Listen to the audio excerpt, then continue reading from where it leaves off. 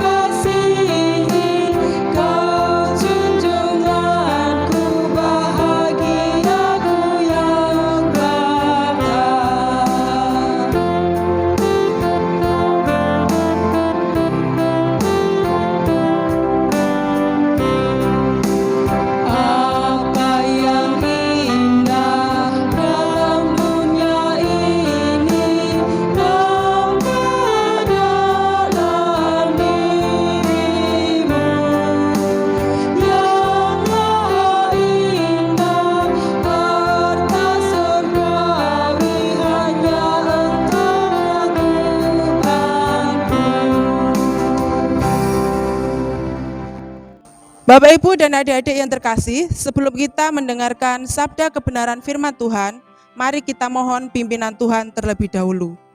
Mari kita berdoa. Tuhan yang Maha Mulia, terima kasih Tuhan karena Engkau telah memberi penyertaan yang melimpah, sehingga pada kesempatan ini kami dapat memuji dan memuliakan nama-Mu. Terima kasih pula karena telah melayakkan kami agar layak di hadapan-Mu. Meskipun kami sering melakukan perbuatan dosa, kami sadar, kadang kami seringkali lalai untuk menjalankan perintah-Mu, menyimpang dari kebenaran dan melakukan perbuatan-perbuatan yang tidak terpuji. Semuanya itu adalah dosa yang kami tanggung. Ampunilah kami ya Tuhan, Tuhan penuhi kami dengan kuasa Roh Kudus, supaya kami bisa merasakan kehadiran-Mu. Kami ingin firman-Mu hidup di dalam kehidupan kami. Jangan biarkan firman-Mu berlalu begitu saja. Mampukan kami untuk selalu merenungkan dan mendengarkan firman-Mu setiap hari. Biarlah firman-Mu menjadi penuntun dan pelita bagi jalan hidup kami. Bapa, kiranya Engkau berkati Bapak Prastiono Adi yang akan menyampaikan sabda kebenaran firman-Mu. Biarlah firman yang disampaikan bisa menjadi pedoman hidup kami setiap hari. Terima kasih Tuhan, berfirmanlah, kami siap untuk mendengarkan. Amin. Bapak, Ibu, dan adik-adik yang dikasihi Tuhan, sebelum kita mendengarkan firman Tuhan, marilah kita sambut dengan pujian dari Kidung Jemaat nomor 53, bait yang pertama. Tuhan Allah telah berfirman. Haleluya.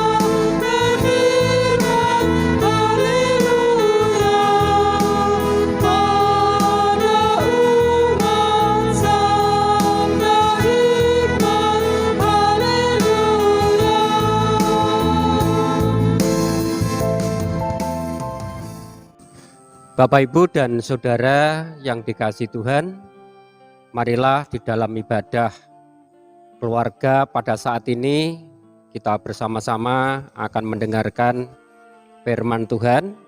Adapun bacaan firman Tuhan pada ibadah hari ini diambil dari 1 Korintus pasal 6 ayat 1 sampai dengan 11. Yang saya ulangi lagi, diambil dari 1 Korintus pasal 6 ayat 1 sampai dengan 11. Kita bacakan untuk kita semua. Dengan diberi judul oleh Lembaga Alkitab Indonesia, Mencari Keadilan pada Orang-orang yang Tidak Beriman. Apakah ada seorang di antara kamu yang jika berselisih dengan orang lain, berani mencari keadilan pada orang-orang yang tidak benar dan bukan pada orang-orang kudus? Atau tidak tahukah kamu bahwa orang-orang kudus akan menghakimi dunia, dan jika penghakiman dunia berada dalam tangan kamu, tidakkah kamu sanggup untuk mengurus perkara-perkara yang tidak berarti? Tidak tahukah kamu bahwa kita akan menghakimi malaikat-malaikat? Jadi, apalagi perkara-perkara biasa dalam hidup kita sehari-hari. Sekalipun demikian, jika kamu harus mengurus perkara-perkara biasa, kamu menyerahkan urusan itu kepada mereka yang tidak berarti dalam jemaat. Hal ini kukatakan untuk memalukan kamu. Tidak adakah seorang di antara kamu yang berhikmat, yang dapat mengurus perkara-perkara dari saudara-saudaranya? Adakah saudara yang satu mencari keadilan terhadap saudara yang lain, dan justru pada orang-orang yang tidak percaya? Adanya saja perkara di antara kamu yang seorang terhadap yang lain telah merupakan kekalahan bagi kamu. Mengapa kamu tidak lebih suka menderita ketidakadilan? Mengapakah kamu tidak lebih suka dirugikan?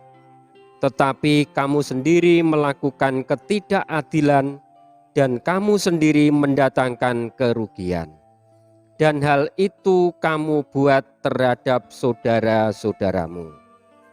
Atau tidak tahukah kamu bahwa orang-orang yang tidak adil tidak akan mendapat bagian dalam kerajaan Allah? Janganlah sesat. Orang cabul, penyembah berhala, orang berzina, banci, orang pemburit, pencuri, orang kikir, pemabuk, pemfitnah, dan penipu tidak akan mendapat bagian dalam kerajaan Allah. Dan beberapa orang di antara kamu demikianlah dahulu, tetapi kamu telah memberi dirimu disucikan, kamu telah dikuduskan, kamu telah dibenarkan dalam nama Tuhan Yesus Kristus dan dalam Roh Allah kita. Demikian bacaan pada ibadah pada hari ini. Dan marilah Bapak, Ibu, dan Saudara yang dikasihi Tuhan, kita sejenak merenungkan firman Tuhan yang telah kita baca dan kita dengar bersama, dengan kita beri judul Tegakkanlah Keadilan.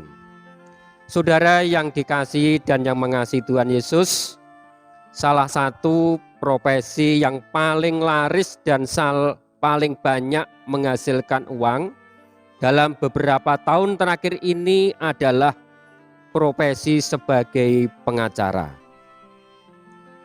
Kita melihat begitu banyak tersangka yang diajukan ke pengadilan, dan hal ini membutuhkan seorang pengacara. Saya yakin pada hakikatnya tugas seorang pengacara adalah merupakan tugas yang mulia. Dan karena itu saya berharap mereka senantiasa menjaga kesucian tugas mereka. Para tersangka yang diajukan ke pengadilan juga merupakan hal yang baik karena pengadilan merupakan suatu lembaga yang paling objektif dalam menentukan seseorang bersalah atau tidak. Bapak, Ibu, dan saudara yang dikasihi Tuhan, sekalipun saya sangat menghormati lembaga peradilan, namun saya sangat sedih jika ada seorang Kristen atau orang percaya mengajukan seorang Kristen lainnya ke depan pengadilan. Hal ini bukan karena saya tidak mempercayai lembaga peradilan, tetapi karena saya merasakan adanya kegagalan di antara kalangan umat Kristen dalam memecahkan perselisihan sesama umat percaya. Sehingga sebuah kasus harus diajukan di depan publik. Bapak, Ibu, dan saudara yang dikasihi Tuhan, itulah yang dirasakan Paulus ketika dia berkata di dalam 1 Korintus pasal 16 ayat 1 sampai dengan 11, sebagaimana yang telah kita baca dan kita dengar bersama tadi. Di dalam ayat 1 Paulus menegur jemaat di Korintus yang berani mencari keadilan kepada orang-orang yang tidak seiman. Kata berani dalam konteks ini bukanlah lawan kata dari takut. Kata berani dalam konteks ini memiliki pengertian tidak memiliki rasa malu. Apa yang hendak dikatakan oleh Paulus kepada jemaat di Korintus adalah, apakah kamu tidak malu mengajukan saudaramu seiman ke pengadilan? Bagi kita yang sedang berselisih dengan seorang Kristen lainnya dan sudah punya rencana untuk mengajukan mereka ke pengadilan, maka dengarkanlah firman Tuhan ini. Apakah kita tidak merasa malu untuk mengajukan saudara seiman kita ke pengadilan? Saya berharap supaya merenungkan pengajaran ini, menuntut saudara seiman ke pengadilan bukan merupakan solusi yang terbaik dan cenderung merupakan tindakan yang memalukan. Bapak, Ibu, dan saudara yang dikasihi Tuhan, lebih lanjut Paulus dengan gaya retorika bertanya, tidak tahukah kamu bahwa orang-orang kudus akan menghakimi dunia? Jika kita mempunyai perselisihan dengan orang percaya lainnya, maka kita janganlah terburu-buru mengajukan saudara kita itu ke pengadilan, karena masih ada orang-orang kudus yang mampu menyelesaikan permasalahan tersebut. Bapak, Ibu, dan saudara yang dikasihi Tuhan, dari ayat 2 sampai dengan ayat 6, Paulus memberikan argumentasi yang panjang lebar. Mengapa kita tidak perlu mengajukan saudara seiman ke pengadilan? Karena masih ada orang kudus yang mampu memecahkan permasalahan tersebut. Paulus mengatakan bahwa jika ada seorang Kristen mengajukan saudaranya seiman ke pengadilan, itu menunjukkan bahwa orang-orang kudus telah gagal melaksanakan tugasnya. Diajukannya seorang beriman ke pengadilan menunjukkan kegagalan orang-orang kudus dalam menyelesaikan masalah tersebut. Melalui nats ini kita diajak supaya jangan terburu-buru mengajukan saudara seiman ke pengadilan. Saya mengajak Bapak, Ibu, dan saudara untuk membawa perkara ini ke jemaat di mana kita tempat tinggal kita beribadah, atau kepada hamba-hamba Tuhan yang lain, karena saya percaya mereka dapat memberikan solusi yang terbaik. Pada saat yang sama, nats ini juga merupakan teguran kepada para hamba Tuhan, supaya mereka dengan sungguh-sungguh menolong orang percaya lainnya dalam menyelesaikan suatu perselisihan di antara anggota jemaat. Melalui nats ini para hamba Tuhan juga diingatkan dan disadarkan bahwa kita memiliki segudang tanggung jawab. Sebagai hamba Tuhan, kita memiliki tanggung jawab untuk menyelesaikan perselisihan yang terjadi di antara anggota jemaat. Bapak, Ibu, dan Saudara yang dikasihi Tuhan, lebih lanjut di dalam ayat 7 Paulus mengatakan bahwa ada saja perkara di antara anggota jemaat sudah merupakan sebuah kekalahan. Kata kekalahan yang digunakan dalam konteks ini adalah hetema, yang berarti kesalahan dan kegagalan. Paulus menjelaskan bahwa munculnya perselisihan di antara anggota jemaat sudah merupakan kegagalan sebagai seorang Kristen. Jika konflik muncul di antara kita, ini menunjukkan bahwa kita sudah gagal untuk bersikap sebagai seorang Kristen. Munculnya konflik di antara saudara seiman merupakan kesalahan kedua belah pihak.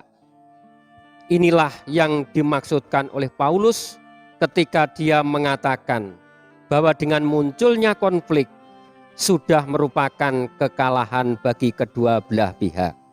Tidak ada satu pihak pun yang akan meraih kemenangan dari sebuah konflik.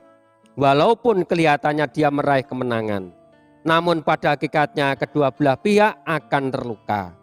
Dan kedua belah pihak telah gagal untuk bersikap sebagai seorang percaya, yaitu bertentangan dengan prinsip hukum kasih.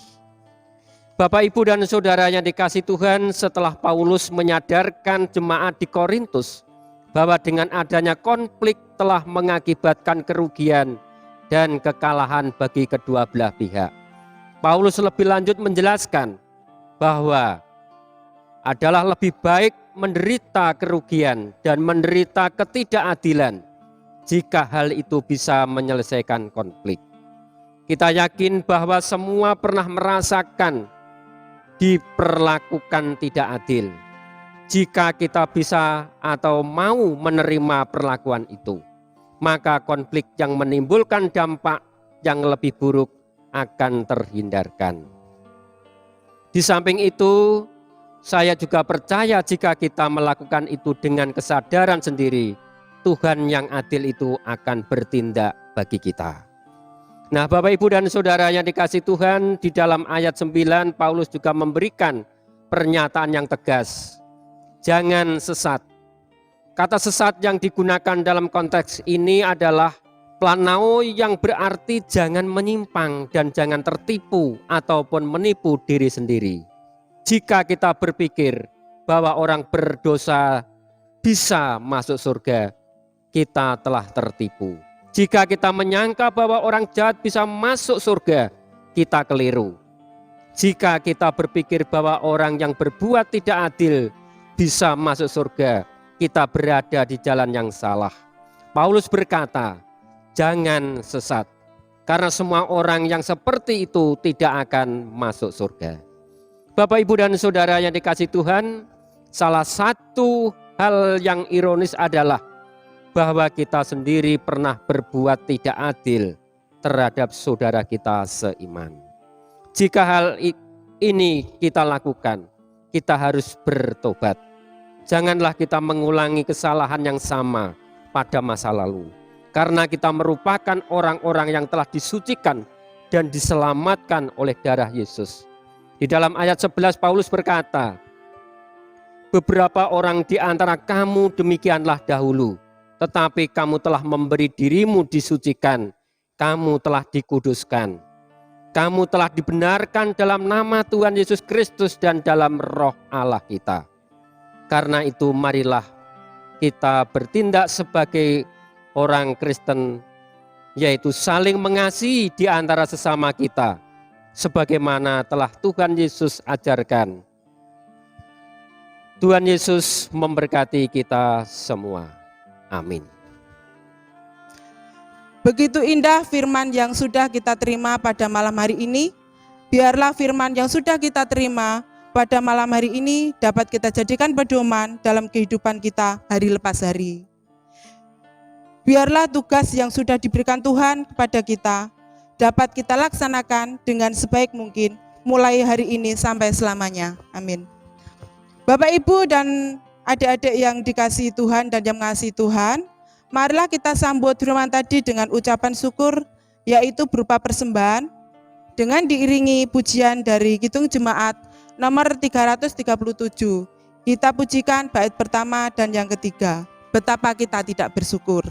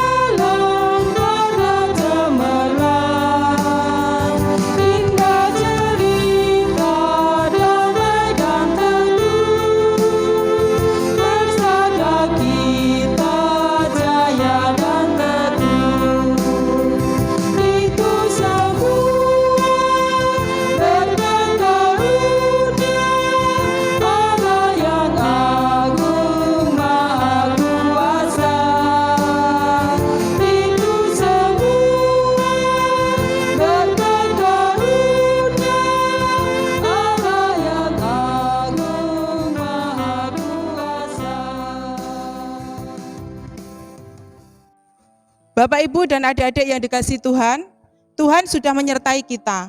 Tuhan telah memimpin ibadah kita mulai dari awal, pertengahan, hingga selesainya ibadah ini. Sebelum kita tutup ibadah pada malam hari ini, mari kita datang kepada Tuhan. Mari kita satu dalam doa. Tuhan Allah Bapa kami yang bertakhta dalam kerajaan surga yang mulia, terima kasih atas penyertaan-Mu pada malam hari ini, sehingga kami masih bisa berkumpul untuk memuji dan memuliakan nama-Mu. Kami berkumpul di tempat ini bukan karena kuat dan hebat kami, namun itu semua karena berkat kasih-Mu kepada kami. Pada malam hari ini kami mengucap syukur atas penyertaan Tuhan setiap hari. Kami juga berdoa untuk Bapak Presiden dan wakilnya, serta pejabat-pejabat tinggi negara, kiranya Tuhan berkati, berikan kesehatan dan kekuatan, agar mereka dapat menjalani tugas dan tanggung jawabnya dengan baik. Kami juga berdoa untuk gereja kami, yaitu Gereja Kristen Jawitan Cangkring, Jemaat Cangkring, kiranya Engkau berkati Bapak Pendeta beserta penatua dan diaken. Kiranya Tuhan berkati, berikan kesehatan dan kekuatan setiap hari. Kami juga berdoa untuk anak-anak yang masih duduk di bangku sekolah, mulai dari tingkatan yang paling rendah sampai tingkatan yang paling tinggi. Tuhan beri kepintaran dalam belajar, walaupun masih belajar di rumah masing-masing. Kami juga berdoa untuk saudara-saudara yang sedang sakit, sembuhkanlah mereka dengan tangan kasih Tuhan. Berkati obat-obat yang mereka minum, agar mereka sembuh dengan mujizat Tuhan saja. Berkati juga persembahan yang sudah kami kumpulkan pada hari ini. Kami tahu persembahan ini hanya sedikit, tak sebanding dengan berkat Tuhan pada kami. Kiranya persembahan ini bisa berguna untuk pelebaran kerajaan-Mu di muka bumi ini. Ini seruan doa kami Tuhan, dalam nama Tuhan Yesus kami memohon. Amin. Marilah Bapak, Ibu, dan adik-adik yang dikasihi Tuhan, marilah kita nyanyikan pujian pengutusan untuk kita semua dengan berdiri. Kita pujikan Kidung Jemaat nomor 370 bait yang pertama. Ku mau berjalan dengan juru selamatku.